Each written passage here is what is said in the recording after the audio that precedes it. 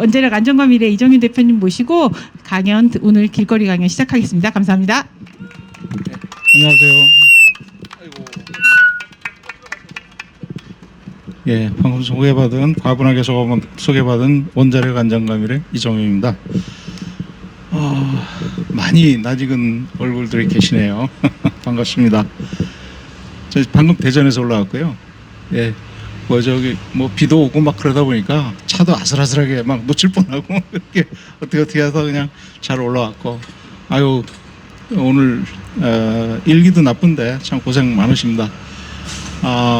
오늘 여기서 어떤 뜻깊은 얘기를 좀 같이 나눠볼까 이런 생각을 좀 해봤는데, 원자력 안전위원회가 전혀 바뀌지 않았다는 것을 증명을 해보려고 합니다. 그래서 원자력 안전위원회는 과방위처럼 폐지돼야 된다, 그런 생각을 좀 해봤습니다.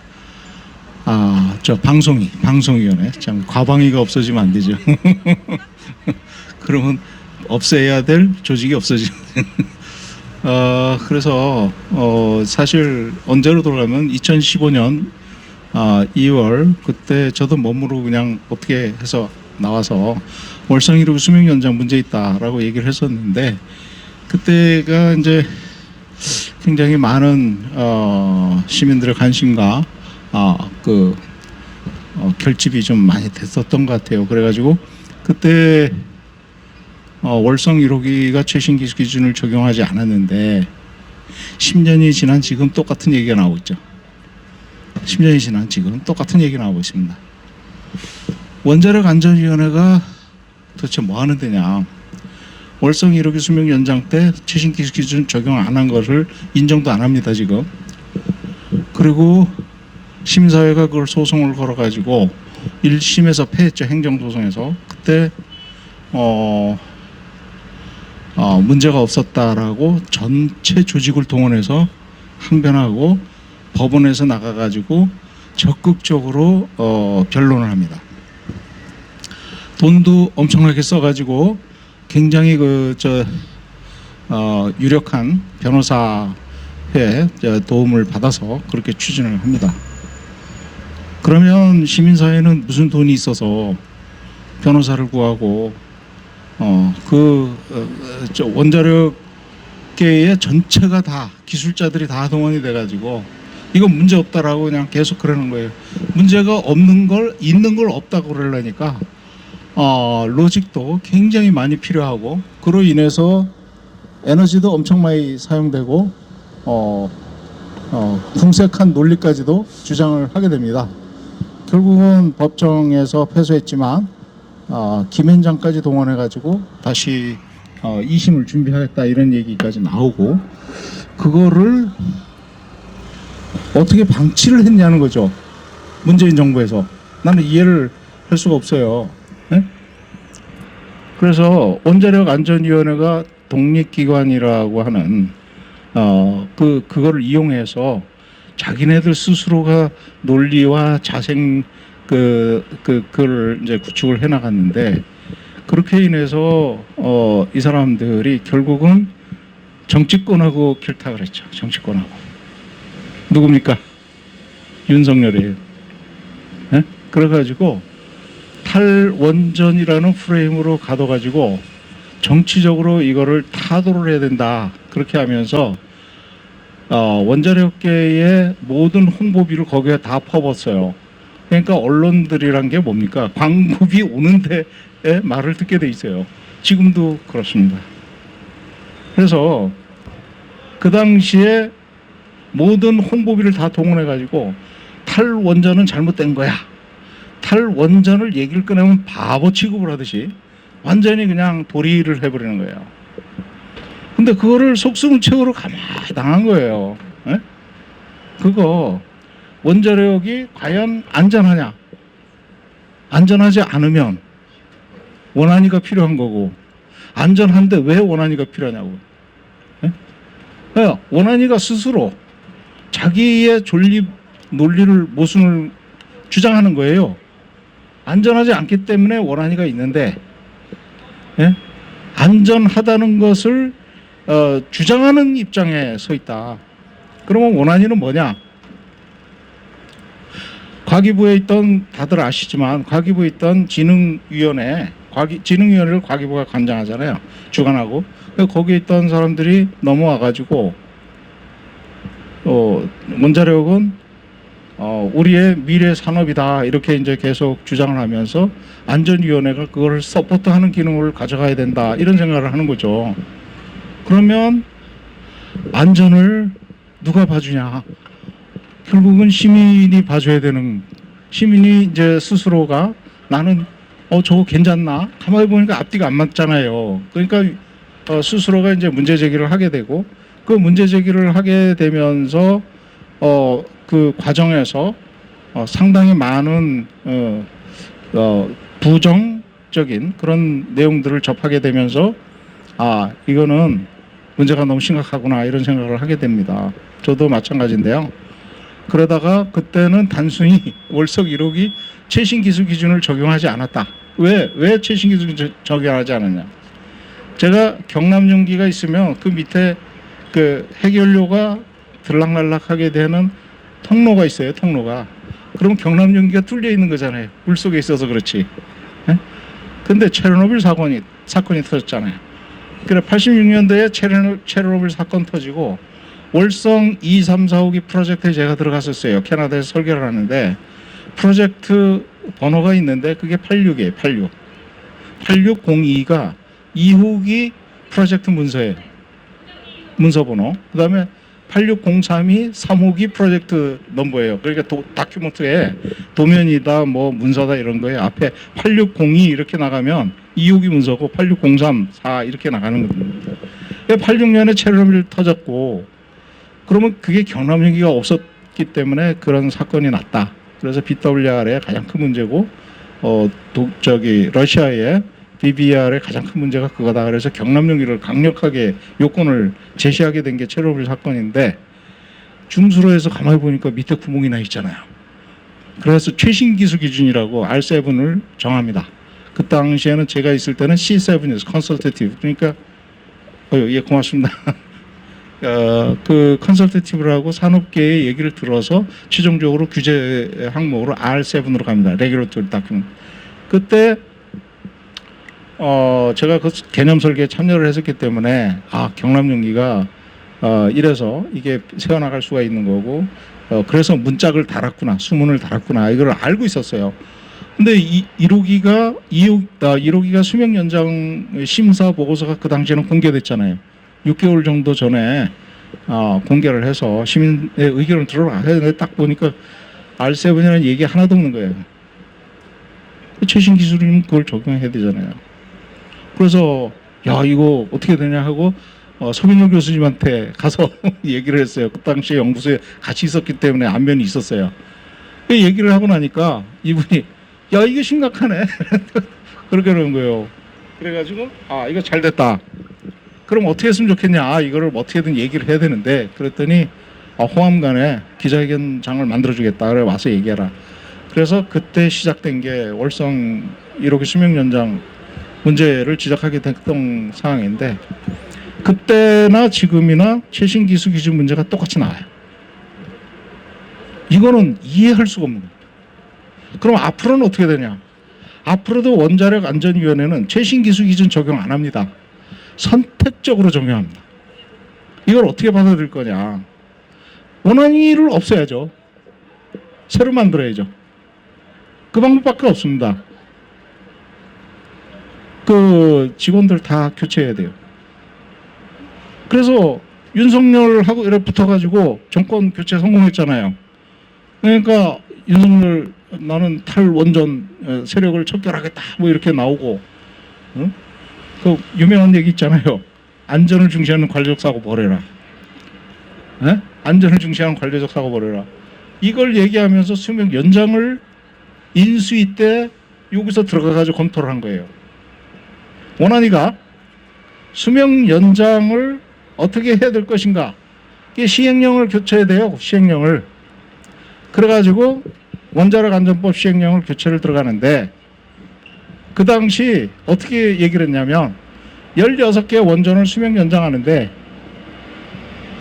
필요한 조치가 시행령에 2년에서 5년 전에 수명 연장 신청서를 제출하는 게 아니고 5년에서 10년으로 늘려버리면 이게 한 16기까지도 수명 연장을 할 수 있겠다 이렇게 된 거예요. 아 잘하네.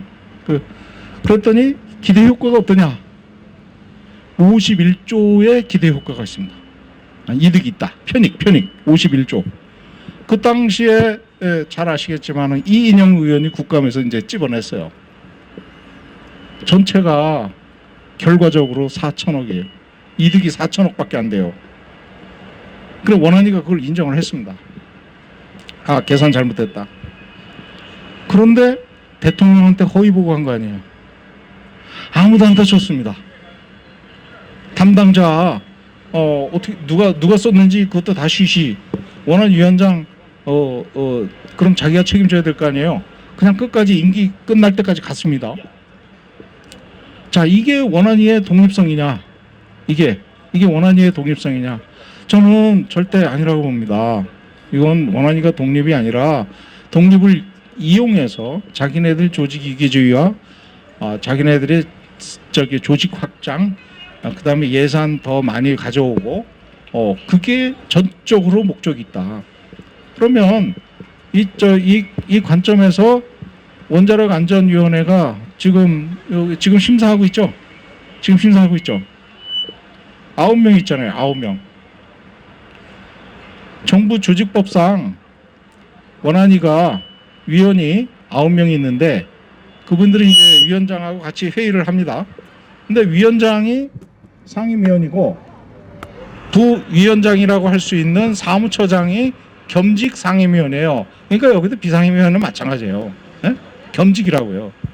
그 나머지 7분은 다 비상임위원이에요. 제가 한번 찾아봤어요. 비상임위원이 도대체 뭐 하는 사람이냐?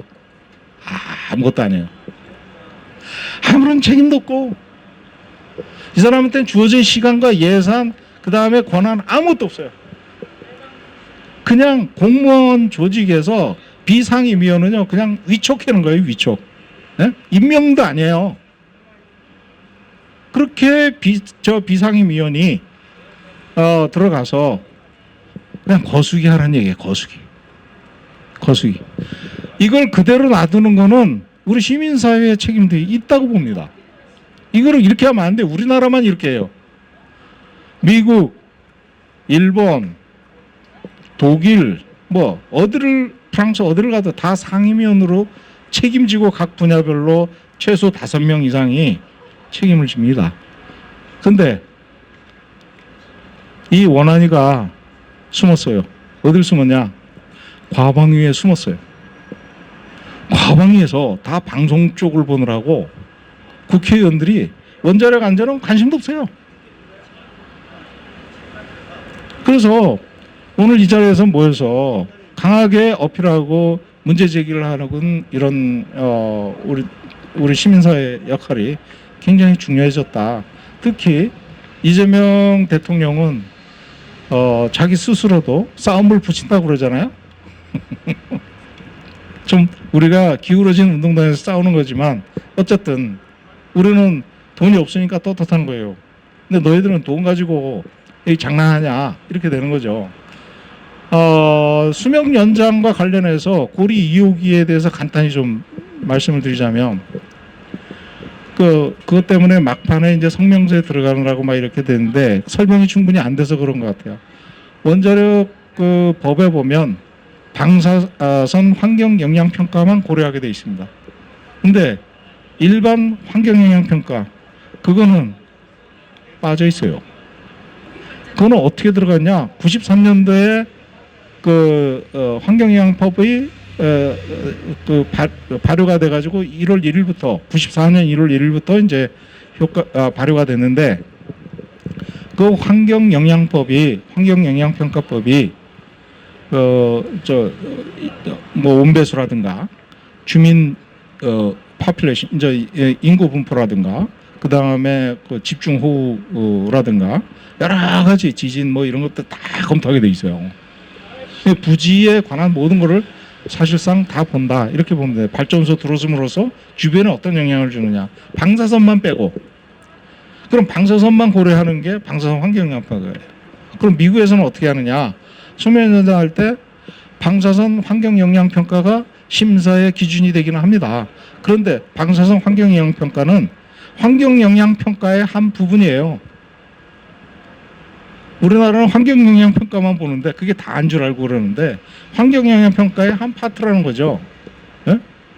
방사선 환경영향평가가. 근데 그게 고리 2호기는 93년 전에 건설을 착수했기 때문에 적용이 안 됩니다. 그런데 지금 수명 연장 40년 지나와서 환경영향평가를 한 번도 안 한 거예요. 근데 고리에서, 영광에서, 울진에서 주민들이, 어민들이 온배수 문제 때문에 피해 엄청 심하다. 그래 계속 컴플레인을 하지 않습니까? 그 고리의 기장 어민들하고 제가 잠깐 얘기를 해봤더니 장장 50년 동안 싸웠대요. 근데 어떻게 시민사회가 아무도 모르냐? 시민사회가 어떻게 그 온배수 문제로 온도가 올라가 가지고 피해를 받는데 어느 정도 피해를 받느냐? 미역이 다 죽었어요. 미역이 그 기장하면 미역이잖아요. 그래서 저기 종묘를 요놈을 태안에서 키워가지고 거기서 차로 실어 갖고 와가지고 거기서 키운대요. 그런 상황이더라고요. 그래서 종묘를 키우는 창고 같은 그 건물들이 80개나 있었는데 그게 싹 다 죽은 거예요. 기장에서. 그리고 어민들 피해가 엄청난 거죠. 예? 근데 그거를 가지고 이제 그 어필을 했더니 정부 쪽에서 또는 산업부 한수원 쪽에서 이거를 해결해 줄 것처럼 그러면서 이간질시키고 예? 압박해요, 이렇게 하면서 또 일부 또 찔끔찔끔 이렇게 하면서 자기네들이 시간 지나면 이길 거다 이래 생각을 한 거예요. 근데 어민들은 지금 재판 중인데 어떻게 돼 있냐? 자기네들이 스스로 매스가 있으니까 2,000명 이상 되니까 한수원 상대로 이길 수 있다 이렇게 생각한 것 같아요.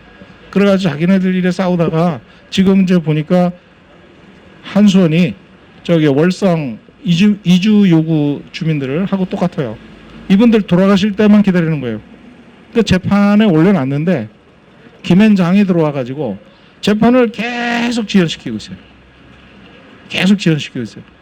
판결을. 그래가지고 대법원에서 이미 판결이 나기 때문에 판결을 하면 집니다. 그러니까 계속 지연시키는 거예요. 아주 못됐어요.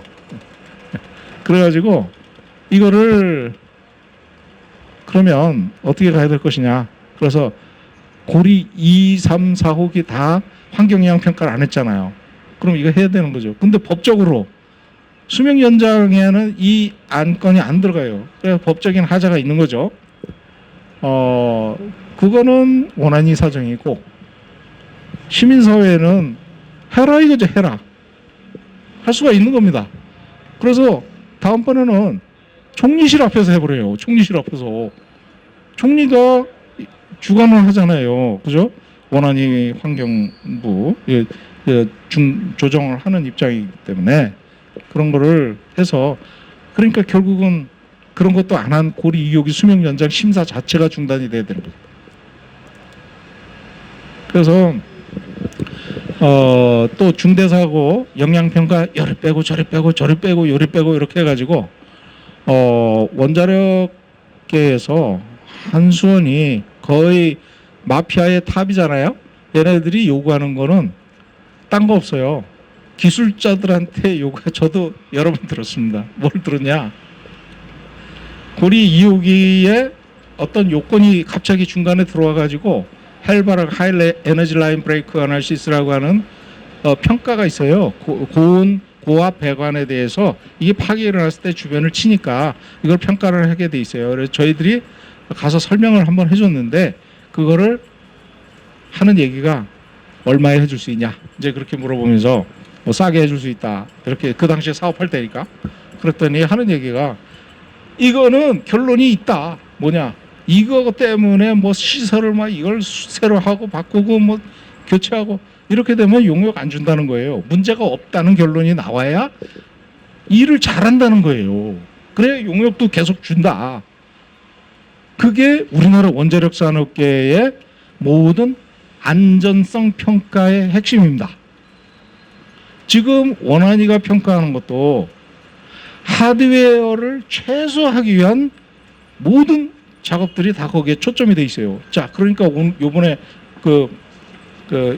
오늘 이제 끝나고 나서 회의록 한번 보십시오. 응? 하드웨어 설치 안 하려고 이렇게 저렇게 그러면 결국 설치하는 게 뭐냐? 이동형이야. 이동형. 펌프카, 펌프차 이런 거 들이다 갖다 놨어요. 근데 후쿠시마 사고 났을 때 이거 터지니까 차가 진입이 안 돼서 소방차건 뭐건 아무런 기능을 못했어요. 응? 근데 펌프카 몇 대 뭐 이런 거 해가지고 대충 넘어가려고 그러는 거예요. 그 안전해석, 확률론자 안전해석 평가에 파라메타를 요걸로 조정을 해버린 거예요. 이거는 신뢰성 제로라고 봐야 되는 거죠. 보완적으로, 부가적으로 이렇게 필요한 거지. 하드웨어적으로 고정형 설비를 최대한으로 늘려라. 그럼 조 단위로 가는 거예요.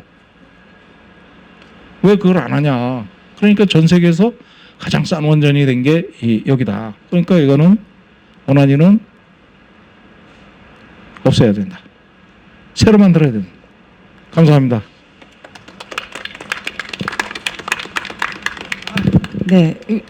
네, 너무 이게 좋은 말씀 해주셨는데 원안위 해체하라 이거는 약간 그런 거 있어요. 이렇게 어쨌거나 우린 단체 이름을 걸고 또 활동하는 활동가니까 적정한 선을 이렇게 지켜야 되는 게 있어서 저도 그 말을 막 뱉고 싶지만 뱉지 못하는 그런 것들이 있는데 우리 대표님이 대신해서 이렇게 뱉어주시니까 솔직히 진짜 쟤네가 우리 세금으로 월급 받고 국민이 된 세금으로 월급 받고 여기 올라가시면 12, 3층 정말 다 쓰고 있거든요.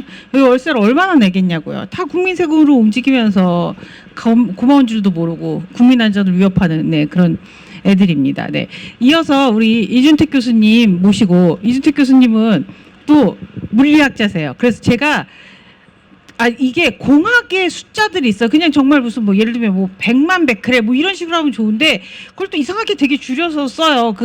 근데 이과생들은 다 알더라고요. 근데 저는 찐문과라 그것도 처음에 너무 어려웠어요. 그래서 맨날 교수님한테 교수님 이게 뭐예요? 이렇게 문자 보내고 막 이러면 너무 친절하게 잘 설명해 주시고 네, 저의 스승님이 중에 한 분이시죠. 네.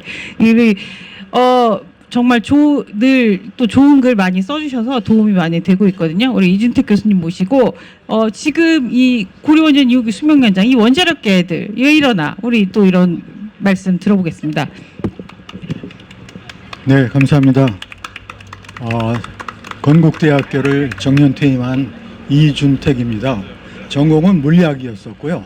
그래서 사실 요즘 얘기하고 있는 우리의 문제점인 실제 원자력 발전이라고 하는데 그것은 엉터리예요.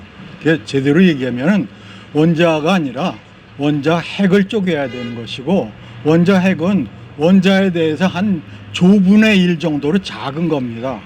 크게 이렇게 일상생활에 비교해 보면 상암 월드컵 구장이 원자라고 그러면 그 가운데 한 16mm 정도 쇠구슬이 원자 핵이에요. 그러니까 전체 질량의 99.9%가 원자 핵에 들어가 있고 그 주변의 껍데기는 다 빈 허당이에요. 근데 이 원자 핵을 갖다 쪼갰을 때 이제 문제가 생기는 거죠. 예. 그래서 이 원자 핵을 갖다 이렇게 우리가 봤을 때 그건 1938년으로 거슬러 올라가요. 오토 한이라는 사람이 독일의 이제 그 베를린에 있는 카이저 빌헬름 연구소에서 우라늄보다 무거운 원소를 만들려고 했는데 거기다 중성자를 집어넣었죠. 우라늄에다. 그랬는데 딱 거기서 본 건 뭐였었냐면 바리움의 신호를 봤어요. 바리움은 우라늄의 한 절반 정도 질량이 돼요. 그 얘기는 뭐냐면 우라늄 원자핵을 쪼갰다라는 얘기가 된 거죠. 그리고서 1년 사이에 이것이 원자핵 하나가 쪼개질 때 약 200 메가일렉트론 볼트 정도라는 에너지가 나온다라고 이렇게 알려진 거예요. 예. 그게 그 단위도 굉장히 생소한 것인데 이제 하여튼 그러다 보니까 그때가 1938년, 40년 이렇게 되면 여러분들 어느 정도 추측이 가죠. 2차 대전이에요. 그러니까 히틀러가 원자핵을 갖고 폭탄을 만든다. 그러니까 미국에서 나온 게 맨하탄 프로젝트입니다. 그래서 그때 이제 원자 폭탄을 만들어야 되는데 우라늄이 제가 조금 얘기를 길게 해도 되죠? 예. 근본적인 얘기이기 때문에 그래요. 그 핵폭탄을 만드는 재료는 235라는 우라늄의 동위원소인데 그게 지구상에서는 0.7%뿐이 없어요. 99.3%는 핵폭탄을 만들 수 없는 우라늄 238이라는 거예요. 그래서 그때 만들어낸 게 시카고 미식축구장 그 밑에 시카고 대학 미식축구장 밑에 그 스쿼시 센터에서 거기다 이제 흑연 갖고서 원자로를 만들었어요. 우라늄 집어넣고 거기다 이제 중성자를 집어넣어서 결국은 뭐가 되겠어요? 우라늄은 중성자를 삼켜서 239짜리 우라늄이 됐다가 그게 빨리 베타 붕괴 같은 걸 하면서 넵투늄이 됐다가 이게 또 다시 한 이틀인가 그 정도의 반감기를 지났어요. 그게 다시 플루토늄으로 돼요. 그러니까 플루토늄이 239를 만들기 위한 장치가 바로 핵 반응로입니다. 그걸 갖다가 이제 2차 대전 끝나고서 이제 지금 뭐 전기 만드는 데로 쓰는 거예요. 그러니까 근본적인 것은 우라늄을 집어넣고 중성자로 두들겨 대면은 플루토늄이 만들어진다 이겁니다. 예. 그래서 그걸 갖다가 관심을 갖고 있는 무리들이 있어요. 근데 그것도 말짱 꽝이에요. 우리가 뭐 북한 보고 핵 가졌다 그러는데 우리가 핵폭탄 가지겠다 그건 말도 안 되는 거죠. 그래서 제가 오늘 이 자리에서 여러분들한테 긴 설명보다는 실제 있는 자료를 갖다가 한번 제가 어제 뽑아봤어요. 그러니까 여러분이 잘 알고 있는 IAEA 거기서도 또 PRIS라고 그게 무슨 약자냐면 PRIS가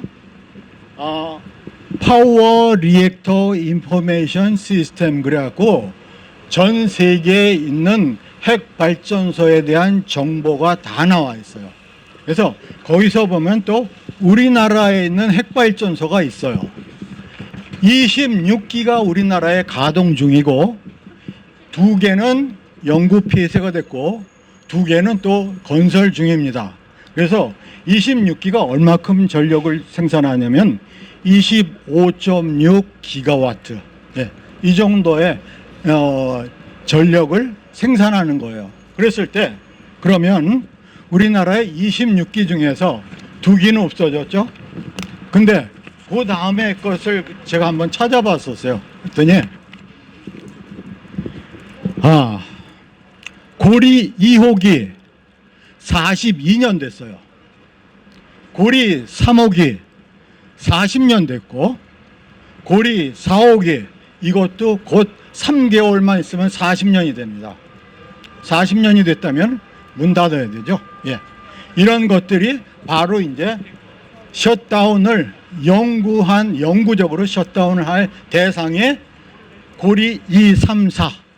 그 다음에 이어서 왜 그쪽만 있느냐 우리도 좀 있어야겠다 해서 나온 게 영광의 한빛 1, 2호기가 39년 이렇게 됐습니다. 이것들도 곧 문 닫아야 되죠. 또 울진 한울 1, 2 37년 36년 참 전부 다 장수 무대 나가서 이제 그만 나와야 될 그러한 장치들이에요. 그럼 이 장치들에서 굉장히 많은 문제성들이 있습니다. 그러니까 우리가 눈 똑바로 뜨고 거기에 대해서 그걸 갖다가 대책을 강구해 나가야 됩니다. 만약에 우리가 6.25 동란 직후에 혹은 해방 이후에 나온 자동차를 갖다가 지금 여기서 굴리겠다라면은 자동차 점검을 받아야 되죠. 그럼 거기서 이제 배기가스라든가 이런 거 저런 거 했을 때 굴릴 수가 없어요. 오래된 차는. 그래서 그것을 갖다 얘기할 때 그럼 자동차 검사소에 가서 맡으려면 지금 현재 기준을 맡아야 되죠. 그렇다면 30년, 40년 된 핵발전소를 가동을 시키려면 요새의 기준에 의해서 가동을 시켜야 됩니다. 하나님이 보호하사 옛날 것을 갖다 봐주진 않아요. 사고가 나면 그거부터 먼저 납니다. 우리가 집에 세면으로 건물을 갖다 지으면 30년 지나면 균열이 와요.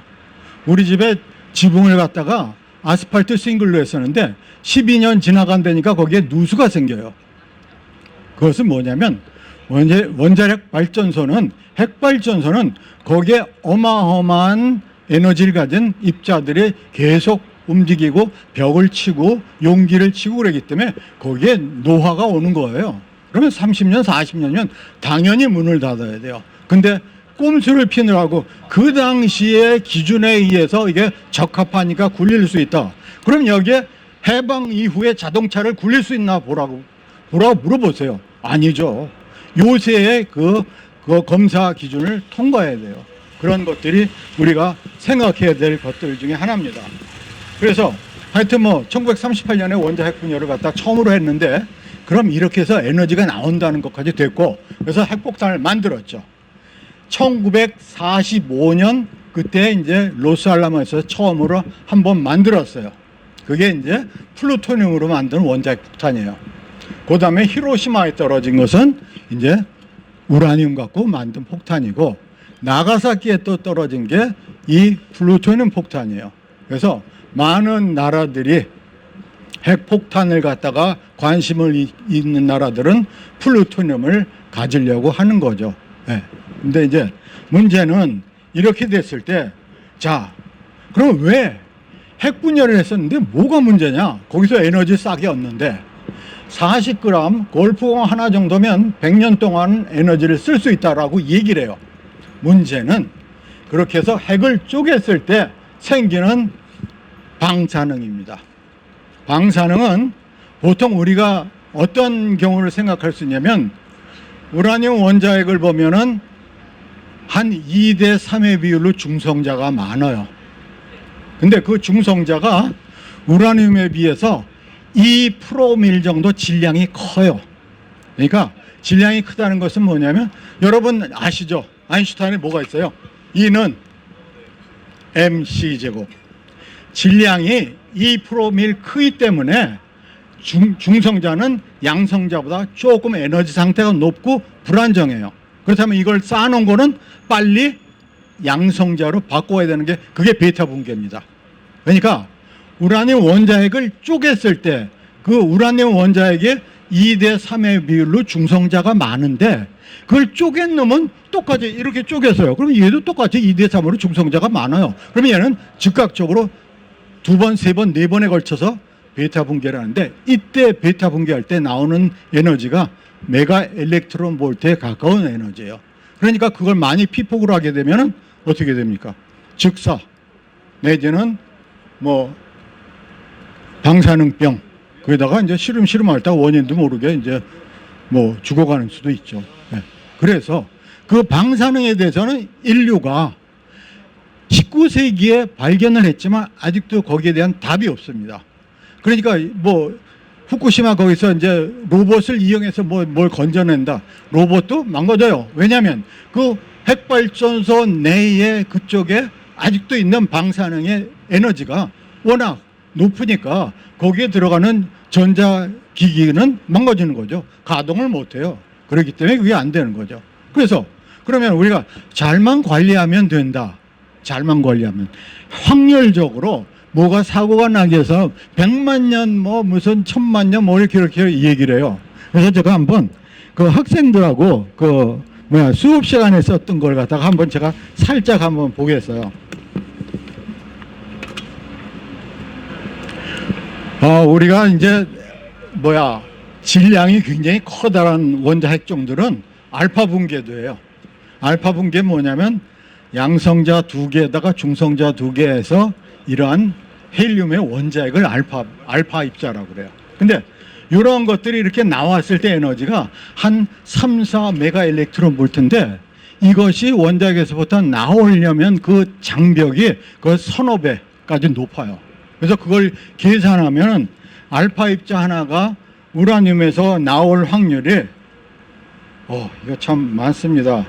10에 마이너스 39라고 그러는데 이게 어느 정도냐면 10에 16승 하면은 1조 분의 1이에요. 1조 분의 1에 1조 분의 1에 1조 분의 1 정도의 확률에 그렇게 나가기가 힘들어요. 알파 입자가 원자 핵에서부터 나오는 확률. 그런데 여러분 방사능의 세계 단위가 뭐죠? 그레이 어떤 거요? 세기는 베크렐입니다. 예. 그거는 1초에 하나가 방사능이 나온 방사성 붕괴가 일어나는 거예요. 옛날에는 어떻게 썼냐면 큐리라는 단위를 썼어요. 큐리는 370억 베크렐이에요. 뭐 10의 몇 승 하면 여러분들 혼동이 오니까 370억 베크렐이 1큐리예요. 그럼 라디움 1g이면은 라디움 1g 거기서 알파 입자가 1초에 몇 개 나오면 370억 개의 알파 입자가 라디움 1g에서 나와요. 라디움 1g이면 어마어마하게 많은 숫자 1g에 어마어마하게 많은 라디움 핵이 있어요.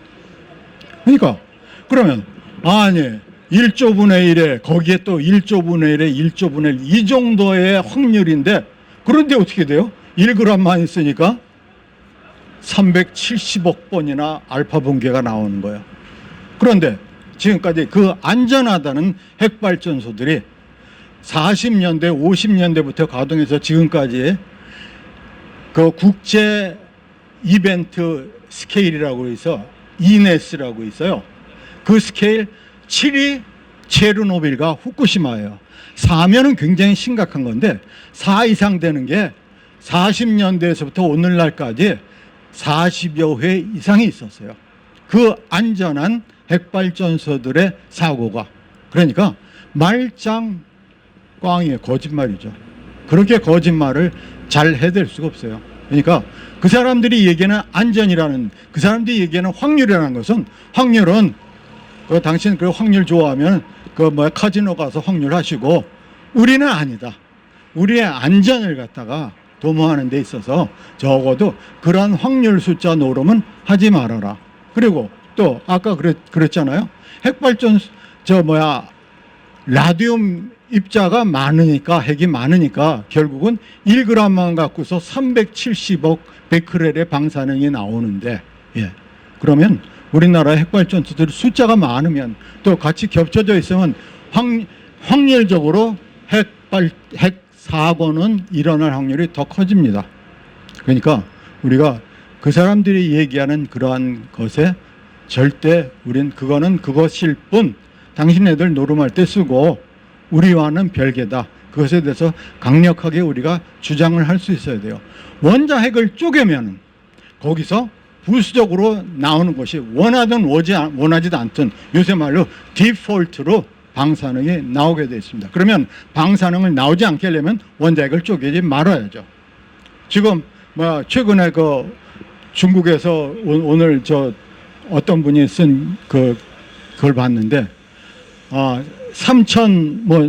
몇 년 동안에 굉장히 많은 수의 3,000 기가와트 정도의 걸 태양과 풍력으로 해서 만들겠다고 중국에서 그랬어요.